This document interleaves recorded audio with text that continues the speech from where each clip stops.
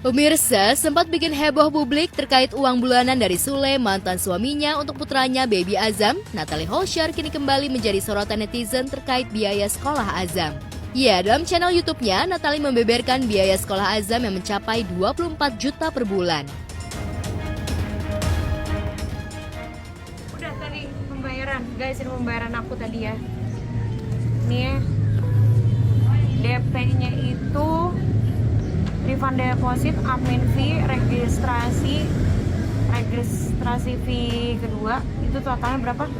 Sekitar 12 juta, Bu. 12 juta. Ditambah sekolah SPP-nya itu per 3 bulan, toddler itu 11 juta. Jadi totalnya 23 juta. 23 juta, guys. Mohon maaf, itu seperti biaya uang kuliah saya. Masuk ya?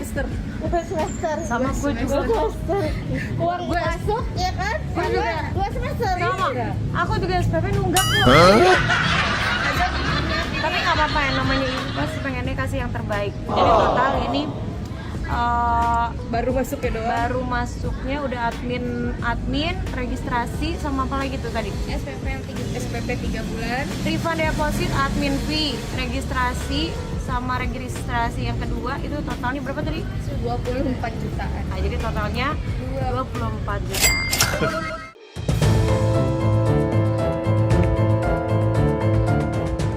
Ya, meski Azam belum genap berusia 2 tahun, namun Natalie rupanya sudah mulai menyekolahkan Azam. Tak tanggung-tanggung, Natalie memilih menyekolahkan Azam di sekolah elit yang biaya terbilang cukup mahal. Namun Natalie yakin meski biaya bulanan yang diberikan Sule tak cukup untuk kebutuhan Azam, Natalie yakin mampu memenuhi semua kebutuhan anaknya. Tapi nggak apa-apa, kita selagi kita mampu, kita kasih anak yang terbaik untuk sekolahnya aja. Rezeki pasti ada terus. Rezeki anak tuh ada terus, guys. Ada terus. Sekolah ini dari mana sih? Tahu sekolah ini dari, jadi sekolah ini itu kita bareng banget sama keluarga aku dari papa. Jadi sepupu aku dari papa aku gitu. Jadi kalau kita tuh selalu berbarengan.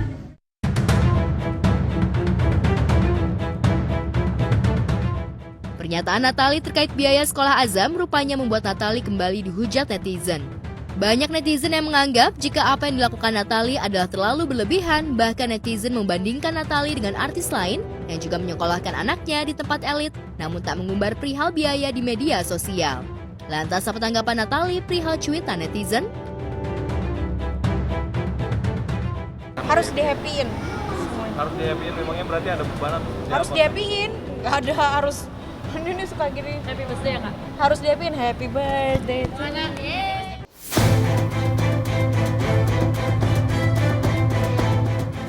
Sebelumnya, Natalie memang sempat menyinggung terkait biaya bulanan Azam dari Sule yang hanya 25 juta per bulan dianggap kurang, lantaran biaya keperluan Azam lebih dari 25 juta.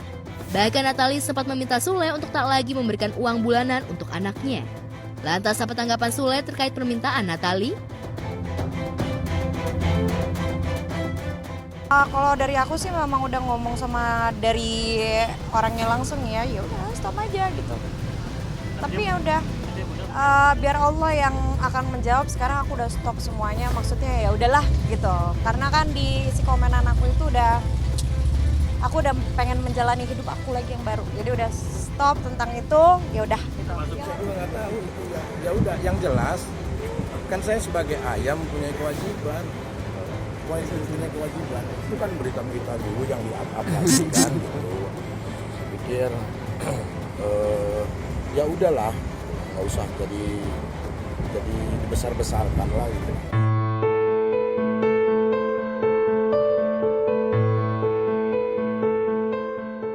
Sementara itu, setelah menjalani operasi akibat pendarahan otak beberapa waktu lalu, kemarin Indra Bekti kembali menjalani operasi sinusitis di telinga kanannya. Operasi ini dilakukan lantaran sudah beberapa bulan Bekti kerap kali mengeluh sakit dan berdengung di telinga kanannya. Setelah dicek ke dokter THT, Bekti didiagnosi menderita sinusitis di telinga kanannya. Menjalani operasi hampir 2,5 jam, kondisi Bekti sudah mulai membaik, namun dokter meminta Bekti harus menjalani istirahat. Tadi karena masih antrian akhirnya baru bisa operasi jam 11, kemudian tadi selesai itu sekitar jam 1:30-an lah. Ya keluhannya itu, makanya kita akhirnya tahu ternyata ada sinus karena dia mengeluhkan kuping kanannya itu agak berdengung, kemudian kadang suka agak sakit gitu. Setelah diperiksa ke THT ya itu ternyata ada infeksi dari sinusnya, jalur sinusnya. Kalau ngeluhnya itu sih belum lama ya, maksudnya kalau dia mengeluhnya itu baru beberapa bulan lah, hampir sebulan lah gitu. Kemudian periksa, dan itu kan kita harus tetap konsultasi juga, koordinasi dengan dokter yang kemarin kepalanya gitu. Ternyata kalau dari dokter kepalanya juga membolehkan ya kalau memang itu mau dioperasi ya monggo gitu.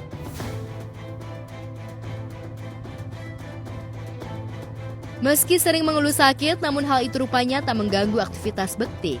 Bekti tetap terlihat energik saat bekerja, meski terkadang mengalami sakit di telinga kanannya. Bahkan Bekti kerap mengalami flu setiap pagi hari. Lantas apa penyebab Bekti bisa mengalami sinusitis di telinga kanannya? Sakit, tapi sakitnya sendiri memang tidak terlalu mengganggu aktivitasnya, enggak gitu. Tapi memang terkadang kalau lagi sakit, lagi nyut-nyutan gitu.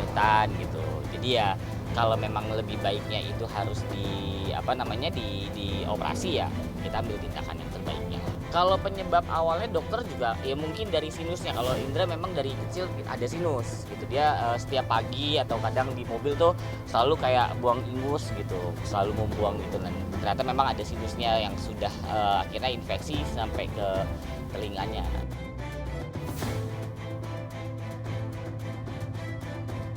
Kondisi Bekti pasca operasi pun kian membaik, apalagi mantan istrinya Aldila Jelita juga datang menemani Bekti menjalani operasi, sehingga membuat Bekti semangat untuk sembuh.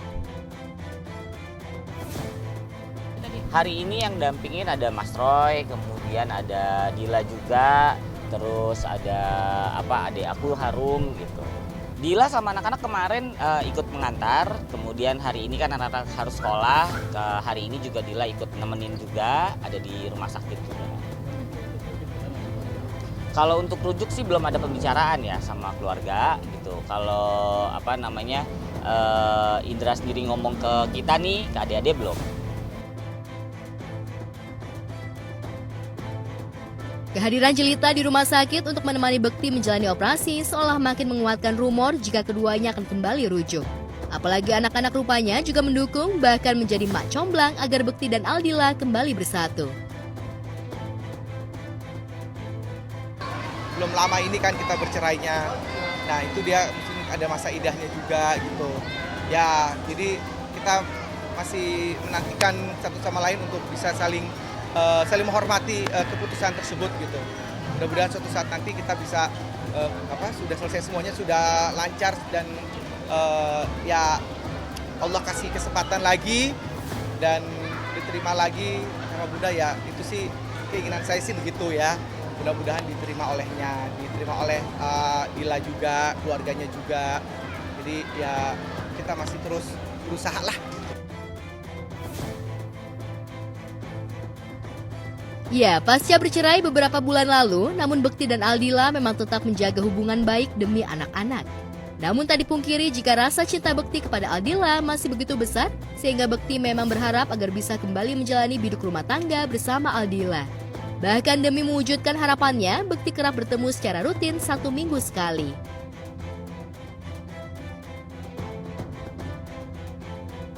Enak sih kalau misalkan memang gimana kalau misalnya ayah bunda kembali lagi gitu-gitu kan, suka ya senang, anak-anak senang gitu.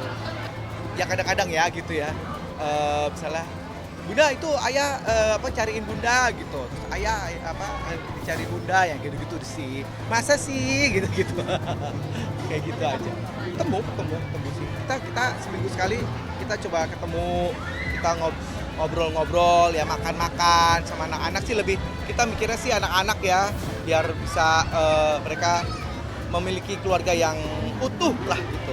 Ya canggung lah ya gitu kan, bisa deg-degan gitu kan ya, mau balikan lagi gitu, gimana sih ya cara ngomongnya gitu kan. Yang penting pokoknya sih intinya sekarang kita saling introspeksi diri dulu aja. Nanti kapannya tepatnya ya insya Allah didoakan diberikan kesempatan lagi gitu ya.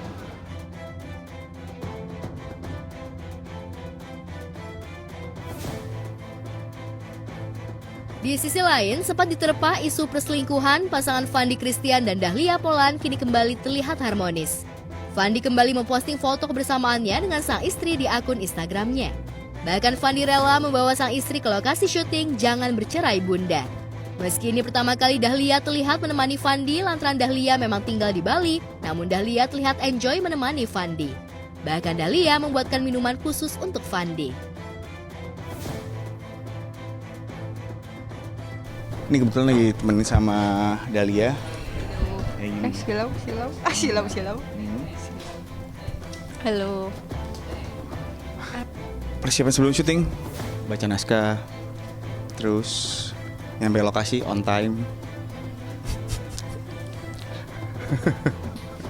Sesuai callingan. Ya. Terus apa ya? Ya lebih kurang hampir sama dengan yang lain sih. Jadi biasanya kalau misalkan Fandi lagi break nungguin take terus dia haus, biasanya kan karena lokasi kadang panas, terus ya udah suka minta air minum. Jadi ini aku mau bawain Fandi air minum.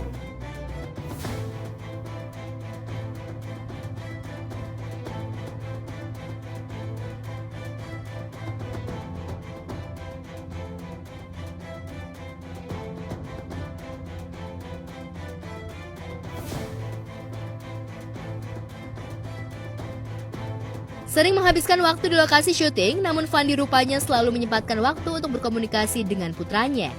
Fandi sadar jika waktunya bersama anak-anak tak banyak lantaran dirinya tengah menjalani syuting stripping. Tak ayal di sela-sela kegiatan syuting, Fandi dan Dahlia melakukan video call dengan anak-anaknya. Mereka udah pulang sekolah belum? Udah. Oh iya. Kebetulan hari ini di mana? Di Bali lagi Hari Raya Galungan. Jadi anak-anak lagi libur sekolah. Coba kita video call. Biasanya yang angkat duluan tuh Rose, anak kedua. Selalu. Mecum. Papa. Ini Papa. Hai. Papa Met. Bye Rose. High five. Kita ada kayak gini. High five. High five Rose. High five. Mana high five-nya? High five. Fist bump. Iya, fist bump. Iya, fist bump. Trilili. See you. Bye-bye. Nanti bawa telepon ya. Ya. Ceritain Bibi. Kenapa? Sekarang udah sekolah kelas 1. Iya, yang paling gede kelas 1 SD. Cuman kemarin sih belum mulai pembelajaran karena masih sekarang tuh ada MPLS ya yang baru. Jadi ada MPLS seminggu, terus kemarin baru mulai belajar seminggu, terus tiba-tiba libur lagi karena di Bali ada galungan, jadi libur lagi 2 minggu. Jadi banyak liburnya gitu sih.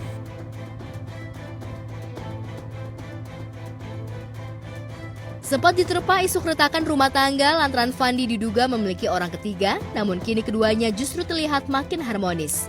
Keduanya menganggap jika permasalahan yang menerpanya adalah bagian dari ujian pernikahan mereka yang sudah berjalan hampir 7 tahun. Lantas apa kunci keharmonisan Fandi dan Dahlia hingga bisa melewati badai pernikahan mereka? Apa?